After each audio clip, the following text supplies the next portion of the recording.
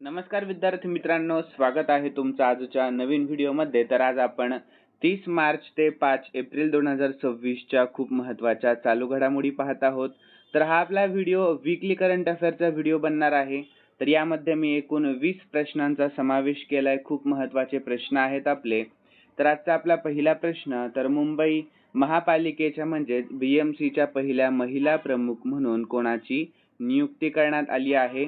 तर त्यांचे नाव आहे अश्विनी भिडे. लक्षात ठेवा सर्वांनी. तर विद्यार्थी मित्रांनो, याविषयी आपण शॉर्टमध्ये महत्त्वाची माहिती देखील पाहून घेऊयात.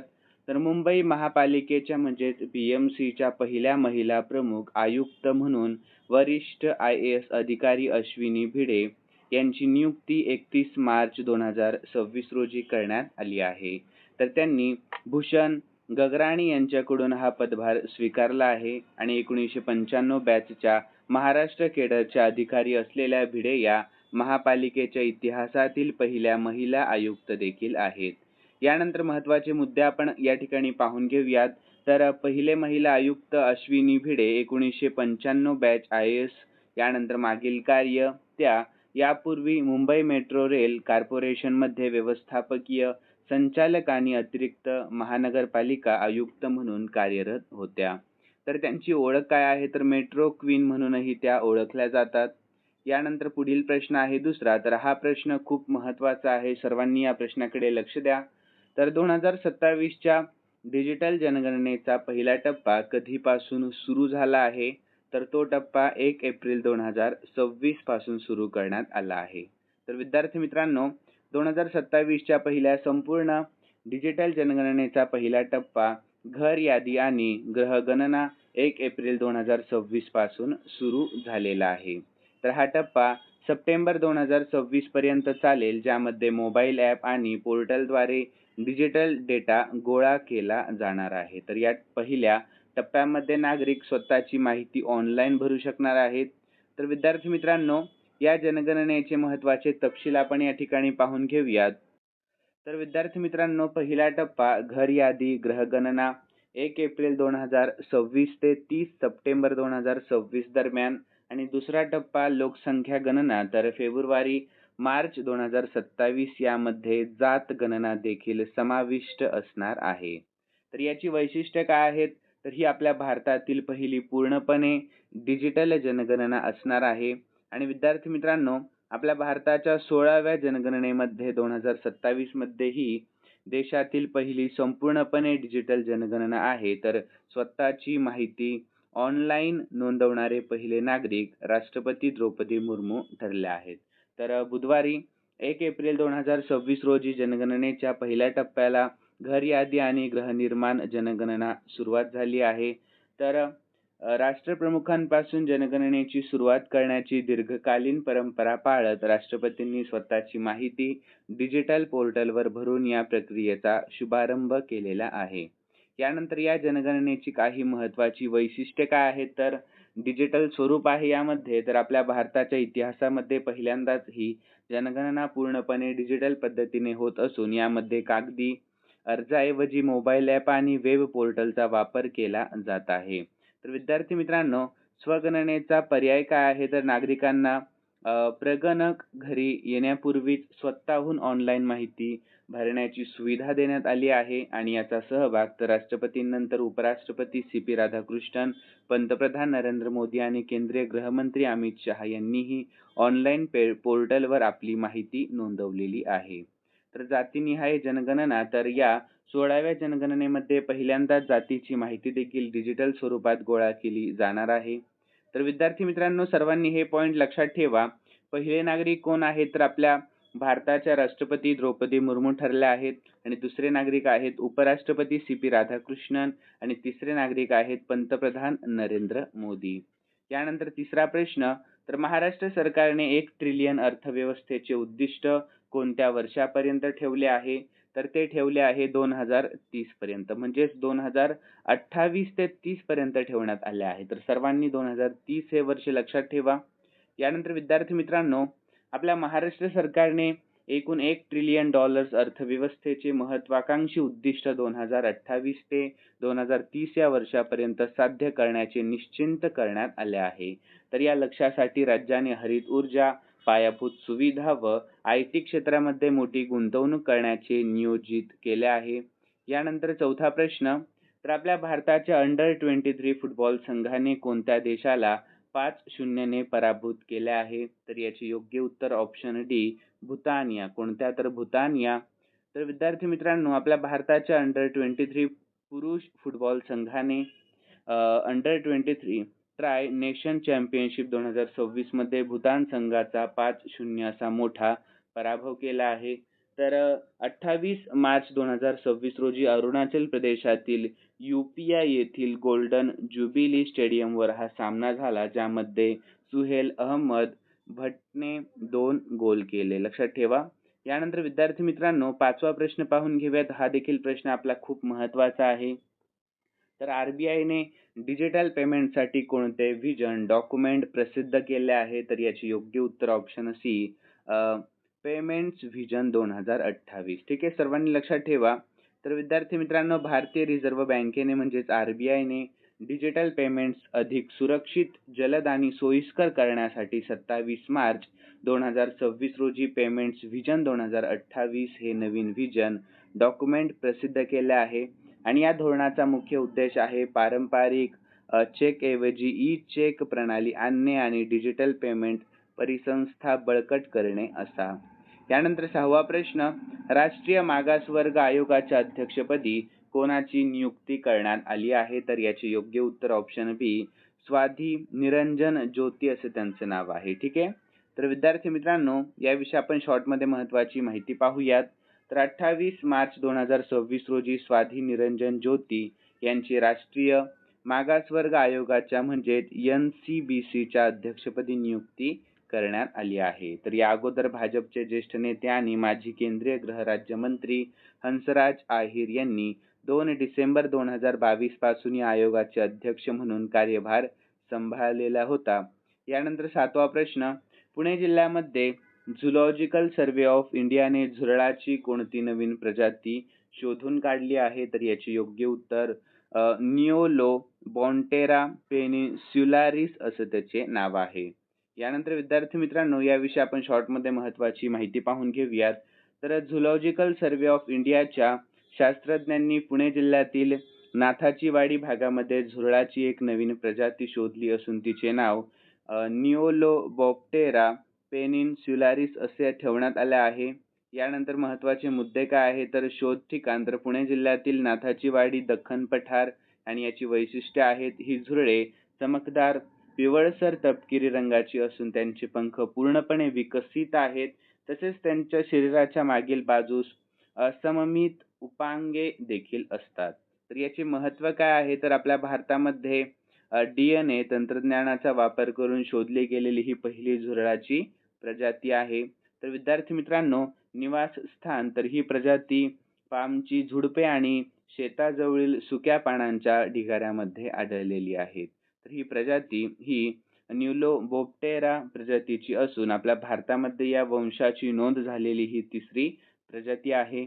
आणि ही प्रजाती दख्खनच्या पठारावरील जैवविविधता दर्शवते आणि भारतामध्ये झुरळांच्या संशोधनामध्ये एक नवीन भर देखील हा आहे. यानंतर 8वा प्रश्न, कोणत्या रेल्वे प्रशासनाने मराठी भाषेचा पर्याय वगळल्यामुळे भरती जाहिरात रद्द केली आहे? तर याचे योग्य उत्तर आहे ऑप्शन ए, मध्य रेल्वे. काय? तर मध्य रेल्वे. तर विद्यार्थी मित्रांनो, मराठी भाषेचा पर्याय वगळल्यामुळे आणि केवळ हिंदी इंग्रजी भाषेची सक्ती केल्यामुळे मध्य रेल्वेने म्हणजे सेंट्रल रेल्वेने आपली 16 मार्च 2026 ची रेल्वे भरती जाहिरात रद्द केली. तर मनसेच्या आक्रमक पवित्र्यानंतर आणि इशाऱ्यानंतर हा निर्णय घेण्यात आला असून आता नवीन अधिसूचनेमध्ये मराठी भाषेचा समावेश केला जाणार आहे. यानंतर पुढील प्रश्न आहे आपला 9वा. तर विद्यार्थी मित्रांनो, भारत सरकारने नक्षलवाद पूर्णपणे नष्ट करण्याचे महत्त्वाचे उद्दिष्ट कोणत्या तारखेपर्यंत ठेवले होते? तर ती तारीख होती 31 मार्च 2026. ठीक आहे, सर्वांनी लक्षात ठेवा. तर भारत सरकारने देशातून नक्षलवाद पूर्णपणे नष्ट करण्याचे उद्दिष्ट 31 मार्च 2026 पर्यंत ठेवले होते. तर केंद्रीय गृहमंत्री अमित शहा यांनी वेळोवेळी या मुदतीचा पुनरुच्चार केला असून सुरक्षा दलांच्या मदतीने डाव्या विचारसरणीच्या अतिरेकाचा समूळ नायनाट करण्यासाठी सरकार वचनबद्ध आहे. तर महत्त्वाचे मुद्दे सर्वांनी लक्षात ठेवा. तर अंतिम मुदत 31 मार्च 2026 आणि याचे उद्दिष्ट काय आहे तर छत्तीसगडसह उर्वरित प्रभावित भागातून नक्षलवाद पूर्णपणे संपवणे आणि यश तर 2019 ते 2024 दरम्यान नक्षलवादाच्या घटनांमध्ये मोठी घट झाली असून अनेक प्रमुख नेते निष्प्रभ करण्यात आले आहेत. तर याचे धोरण तर केंद्र सरकार सशस्त्र कारवाई सोबत आत्मसमर्पण आणि पुनर्वसन धोरण राबवत आहे. यानंतर 10वा प्रश्न, शेतकरी कल्याणासाठी AI आधारित कोणते नवीन सल्लागार व्यासपीठ सुरू करण्यात आले आहे तर याचे योग्य उत्तर ऑप्शन डी, भारत विस्तार. काय तर भारत विस्तार. तर विद्यार्थी मित्रांनो, याविषयी आपण शॉर्टमध्ये महत्त्वाची माहिती देखील पाहून घेऊयात. तर शेतकरी कल्याणासाठी केंद्र सरकारने भारत विस्तार हे नवीन AI आधारित सल्लागार व्यासपीठ सुरू केले आहे. तर या व्यासपीठाची प्रमुख वैशिष्ट्ये आपण पाहून घेऊयात. तर पूर्ण नाव आहे भारत विस्तार म्हणजेच virtually integrated system to access agriculture resources असे. तर याचा उद्देश काय आहे तर शेतकऱ्यांना रिअल टाइम तत्काळ शस्त्रोक्त कृषी माहिती आणि सल्ला देऊन त्यांना तंत्रज्ञानदृष्ट्या सक्षम करणे. यानंतर 11वा प्रश्न महत्त्वाचा आहे, सर्वांनी या प्रश्नाकडे लक्ष द्या. तर भारतीय लष्कराचे नवीन उपप्रमुख म्हणजेच व्हाईस चीफ म्हणून कोणाची नुकतीच नियुक्ती करण्यात आली आहे तर याचे योग्य उत्तर आहे लेफ्टनंट जनरल धीरज सेठ यांची नुकतीच नियुक्ती करण्यात आली आहे. तर विद्यार्थी मित्रांनो, 1 एप्रिल 2026 पासून लेफ्टनंट जनरल धीरज सेठ यांची भारतीय लष्कराचे नवीन उपप्रमुख म्हणून पदभार त्यांनी स्वीकारला आहे. तर त्यांनी लेफ्टनंट जनरल पुष्पेंद्र पाल सिंह यांच्यानंतर हे सर्वोच्च पद स्वीकारले असून ते आर्म्स कॉर्प्समध्ये अनुभवी अधिकारी आहेत. तर महत्त्वाचे तपशील आपण पाहूया. तर नाव लेफ्टनंट जनरल धीरज सेठ, कार्यकाळ 1 एप्रिल 2026 पासून त्यांनी पदभार स्वीकारला आहे आणि पूर्वाश्रमीचे पद तर दक्षिण कमांडचे general officer commanding in chief आणि पार्श्वभूमी तर NDA खडकवासलाचे माजी विद्यार्थी, डिसेंबर 1986 मध्ये आर्म्स कॉर्प्समध्ये नियुक्ती. यानंतर विद्यार्थी मित्रांनो, लेफ्टनंट जनरल सेठ हे आपल्या 4 दशकांच्या कारकिर्दीमध्ये बंडखोरी विरोधी कारवाया आणि विविध कठीण भूप्रदेशामध्ये काम करण्याचा प्रदीर्घ अनुभव बाळगून आहेत. यानंतर 12वा प्रश्न, कोणत्या विमान कंपनीने विली वॉल्श यांची नवीन CEO म्हणून नियुक्ती केली आहे तर इंडिगो. सर्वांनी लक्षात ठेवा काय तर इंडिगो. तर विद्यार्थी मित्रांनो, आपल्या भारतातील सर्वात मोठी विमान कंपनी इंडिगोने आंतरराष्ट्रीय हवाई वाहतूक संघटनेचे म्हणजेच IATA चे महासंचालक आणि विमान वाहतूक क्षेत्रातील दिग्गज विली वॉल्श यांची नवीन मुख्य कार्यकारी अधिकारी म्हणून नियुक्ती केली आहे. तर महत्त्वाचे पॉइंट्स आपण पाहून घेऊयात. तर नियुक्ती, विली वॉल्श हे 3 ऑगस्ट 2026 पर्यंत किंवा त्या अगोदर इंडिगोच्या CEO पदाचा कार्यभार स्वीकारतील. यानंतर पार्श्वभूमी तर ते ब्रिटिश एअरवेज आणि एअर लिंक्सचे माजी प्रमुख आहेत आणि उद्देश काय आहे तर इंडिगोच्या अलीकडील ऑपरेशनल समस्या दूर करणे आणि आंतरराष्ट्रीय विस्ताराला चालना देणे हे या नियुक्तीचे मुख्य उद्दिष्ट आहे. तर विद्यार्थी मित्रांनो, वॉल्श हे सध्याच्या IATA मधील कार्यकाळ 31 जुलै 2026 रोजी संपल्यानंतर इंडिगोमध्ये रुजू होणार आहेत. यानंतर 13वा प्रश्न, आपल्या महाराष्ट्रातील 32 दुष्काळी गावांचा पाणी प्रश्न सोडवण्यासाठी 1 एप्रिल रोजी कोणत्या विभागाने 6 ऐतिहासिक निर्णय झाले आहेत तर याचे योग्य उत्तर ऑप्शन बी, जलसंपदा विभाग. सर्वांनी लक्षात ठेवा काय तर जलसंपदा विभाग. तर विद्यार्थी मित्रांनो, आपल्या महाराष्ट्रातील 32 दुष्काळी गावांचा पाणी प्रश्न सोडवण्यासाठी 1 एप्रिल 2026 रोजी झालेल्या मंत्रिमंडळ बैठकीमध्ये जलसंपदा विभागाचे ऐतिहासिक निर्णय झाले आहेत. तर अहिल्यानगर जिल्ह्यातील दुष्काळी पट्ट्याखालील यामध्ये 32 गावांच्या पाणी प्रश्नावर उपाय म्हणून साकळाई उपसा सिंचन योजनेला मंत्रिमंडळाने मंजुरी दिलेली आहे. तर या निर्णयाची महत्त्वाची वैशिष्ट्ये काय आहेत तर निधीची तरतूद, तर या सिंचन योजनेसाठी 1234 कोटी रुपये मंजूर करण्यात आले आहेत आणि लाभार्थी क्षेत्र, तर या प्रकल्पामुळे 32 दुष्काळी गावांमधील अंदाजे 9,600 हेक्टर जमीन सिंचनाखाली येणार आहे. तर ऐतिहासिक महत्त्व काय आहे, तर अनेक दशकांपासून प्रलंबित असलेल्या या योजनेला प्रशासकीय मान्यता मिळाल्याने या भागातील शेतकऱ्यांचा पाण्याचा प्रश्न कायमचा सुटण्यास मदत होणार आहे. यानंतर 14वा प्रश्न, तर 1 एप्रिल 2026 रोजी कोणत्या भारतीय राज्याने आपला 91वा स्थापना दिवस म्हणजेच उत्कल दिन साजरा केला आहे? तर याचे योग्य उत्तर ऑप्शन डी, ओडिशा या. कोणत्या? तर ओडिशा या. तर विद्यार्थी मित्रांनो, 1 एप्रिल 2026 रोजी ओडिशा राज्याने आपला 91वा स्थापना दिवस म्हणजेच उत्कल दिन साजरा केला आहे. तर 1 एप्रिल 1936 रोजी ओडिशा हे भाषेच्या आधारावर स्वातंत्र्य प्रांत म्हणून अस्तित्वात आले होते. यानंतर 15वा प्रश्न, 1 एप्रिल 2026 रोजी नासाचे कोणते शक्तिशाली रॉकेट प्रक्षेपणासाठी नियोजित होते? तर याचे योग्य उत्तर आहे option C, space launch system म्हणजेच SLS हे. ठीक आहे. तर विद्यार्थी मित्रांनो, सर्वांनी लक्षात ठेवा, महत्त्वाचा प्रश्न आहे. यानंतर याविषयी महत्त्वाची माहिती देखील आपण पाहून घेऊयात. तर 1 एप्रिल 2026 रोजी नासाचे स्पेस लॉन्च सिस्टम SLS हे शक्तिशाली रॉकेट आर्टेमिस 2 हे मोहिमेसाठी प्रक्षेपित होण्यासाठी नियोजित होते. तर हे 50 वर्षांहून अधिक काळातील पहिले मानवयुक्त चंद्राचे मिशन आहे, जे ओरियन अंतराळयानातून 4 अंतराळवीरांना चंद्राच्या जवळ घेऊन जाणार आहे. तर विद्यार्थी मित्रांनो, महत्त्वाचे तपशील काय आहे, तर मिशन आर्टेमिस 2 रॉकेट आहे स्पेस लॉन्च सिस्टम, नासाचे सर्वात शक्तिशाली रॉकेट, आणि अवकाशयान ओरियन, आणि याचा उद्देश आहे 4 अंतराळवीरांसह चंद्राभोवती प्रदक्षिणा घालून परतणे, कमी पृथ्वीच्या कक्षेच्या पलीकडे. विद्यार्थी मित्रांनो, क्रू सदस्य कोण आहेत, तर Reid Wiseman, Victor Glover, Christina Koch आणि जेरेमी व्हॅन्सेन, आणि हे प्रक्षेपण फ्लोरिडा येथील केनेडी स्पेस सेंटर मधून नियोजित होते. यानंतर 16वा प्रश्न, 1 एप्रिल 2026 रोजी आपल्या महाराष्ट्रातील नद्यांच्या पुनरुज्जीवनासाठी कोणत्या नवीन प्राधिकरणाची स्थापना केली आहे? तर याचे योग्य उत्तर आहे ऑप्शन ए, राज्य नदी पुनरुज्जीवन प्राधिकरण. ठीक आहे. तर विद्यार्थी मित्रांनो, 1 एप्रिल 2026 रोजी मुख्यमंत्री देवेंद्र फडणवीस यांच्या अध्यक्षतेखाली झालेल्या राज्य मंत्रिमंडळ बैठकीमध्ये महाराष्ट्र राज्य नदी पुनरुज्जीवन प्राधिकरण स्थापना करण्याचा निर्णय घेण्यात आला आहे. आणि नद्यांच्या संवर्धनासाठी अशा प्रकारचे एकात्मिक प्राधिकरण स्थापन करणारे महाराष्ट्र हे आपल्या भारत देशातील पहिले राज्य ठरले आहे. तर या प्राधिकरणाची महत्त्वाची वैशिष्ट्ये काय आहे, तर याचा उद्देश तर राज्यातील 54 प्रदूषित नदी पट्ट्यांचे पुनरुज्जीवन करणे आणि नद्यांचे प्रदूषण कमी करून त्यांचे नैसर्गिक सौंदर्य आणि प्रवाह टिकवून ठेवणे. आणि याची रचना आहे, तर अध्यक्ष कोण आहेत सध्याचे, तर मुख्यमंत्री आहेत, आणि उपाध्यक्ष पर्यावरण आणि हवामान बदल मंत्री आहेत. यानंतर 17वा प्रश्न, तर नुकतीच नागरी विमान वाहतूक महासंचालनालय चे नवीन प्रमुख म्हणून कोणाची नियुक्ती करण्यात आली आहे? तर त्यांचे नाव आहे ऑप्शन बी, वीर विक्रम यादव. कोणाची? तर वीर विक्रम यादव यांची.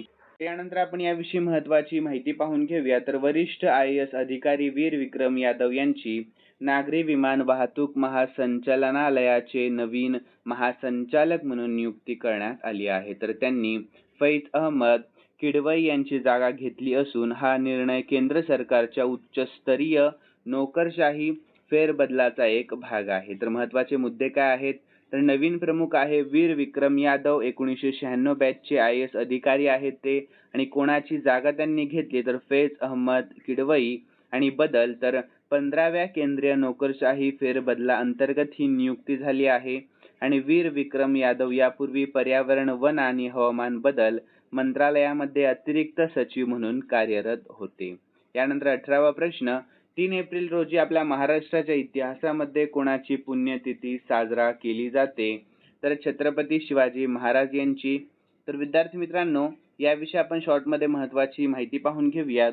तर 3 एप्रिल रोजी आपल्या महाराष्ट्राच्या इतिहासामध्ये हिंदवी स्वराज्याचे संस्थापक छत्रपती शिवाजी महाराज यांची पुण्यतिथी साजरी केली जाते. तर 3 एप्रिल 1680 रोजी रायगड किल्ल्यावर त्यांचे निधन झाले, ज्याला आपल्या महाराष्ट्राच्या इतिहासातील एक काळा दिवस म्हणूनही ओळखले जाते. यानंतर या दिवशी त्यांना अभिवादन म्हणून त्यांच्या पराक्रमाचे स्मरण केले जाते. तर सर्वांनी त्यांचा निधन दिनांक लक्षात ठेवा, 3 एप्रिल 1680. स्थळ होते रायगड किल्ला. आणि महत्त्व काय आहे, तर शिवभक्त या दिवशी रायगडावर जाऊन महाराजांच्या समाधीचे दर्शन घेतात आणि आदरांजली अर्पण करतात. यानंतर 19वा प्रश्न, महिला महाराष्ट्र केसरी 2026 चा किताब नुकताच कोणी जिंकला आहे? तर याची योग्य उत्तर ऑप्शन सी, अमृता पुजारी यांनी. कोणी? तर अमृता पुजारी यांनी.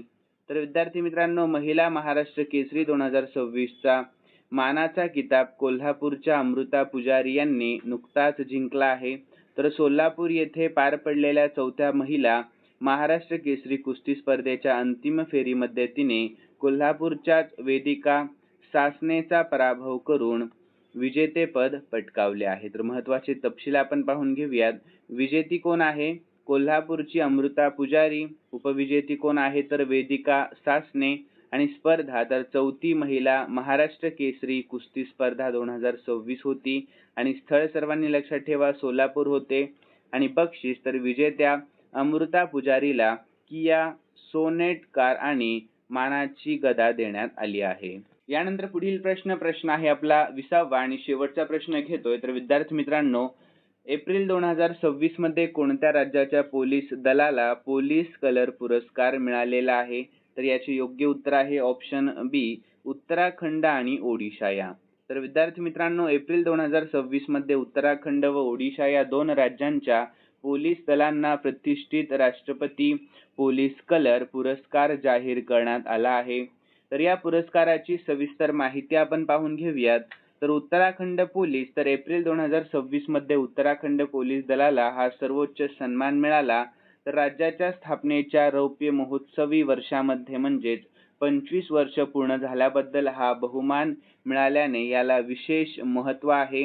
आणि उत्कृष्ट आपत्ती व्यवस्थापन, उदाहरणार्थ 2013 केदारनाथ आपत्ती, तर यामध्ये सुरक्षित कुंभमेळा आणि चारधाम यात्रा व्यवस्थापन यासाठी हा पुरस्कार देण्यात आला आहे.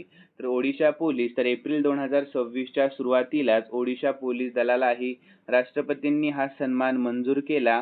तर 1936 मध्ये स्थापन झालेल्या ओडिशा पोलीस दलाने 2026 मध्ये आपल्या सेवेची 90 वर्ष पूर्ण केली आहेत. यानंतर विद्यार्थी मित्रांनो, खालील प्रश्न मी स्पेशली तुमच्यासाठी ठेवलाय आणि हा प्रश्न आपण या वीकली करंट अफेअर व्हिडिओमध्ये पाहिलाय.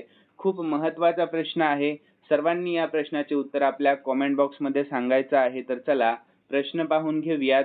2027 च्या डिजिटल जनगणनेचा पहिला टप्पा कधीपासून सुरू झालेला आहे? सर्वांनी योग्य उत्तर आपल्या कमेंटमध्ये कळवा. आणि तुम्हाला आजचा व्हिडिओ कसा वाटतोय हे देखील सर्वांनी सांगा. आणि जाता जाता सर्वांनी या व्हिडिओला लाईक, शेअर आणि सबस्क्राईब करायला अजिबात विसरू नका. तर चला भेटूयात आपण नवीन व्हिडिओमध्ये. धन्यवाद.